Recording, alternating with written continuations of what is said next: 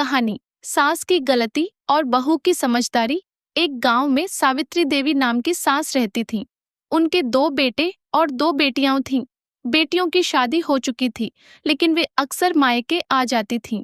जब भी वे घर आती तो अपनी माँ से बहू के बारे में उल्टी सीधी बातें कहती।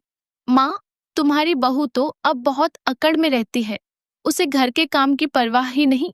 ऐसी बातें सुनकर सावित्री देवी को गुस्सा आ जाता और वे अपनी बहू रीमा को डांटने लगती। रीमा बहुत सहनशील और संस्कारी थी।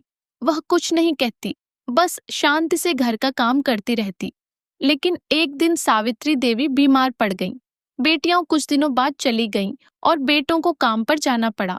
उन दिनों में रीमा ने सास की खूब सेवा की, दवा दी, खाना खिलाया, रातों को जागकर उनकी देखभाल की।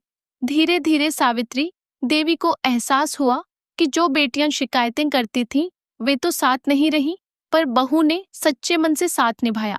उन्हें अपनी गलती का एहसास हुआ। उन्होंने रीमा का हाथ पकड़ा और कहा, बेटी, मैंने तेरे साथ बहुत अन्याय किया। तू ही इस घर की असली बेटी है। उस दिन से घर का माहौल बदल गया।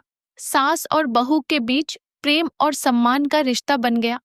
सीख: घर तभी सुखी होता है जब हम सुनने के बजाय समझने की कोशिश करें। सास बहू का रिश्ता प्रेम और विश्वास पर टिका होता है, न कि दूसरों की बातों पर।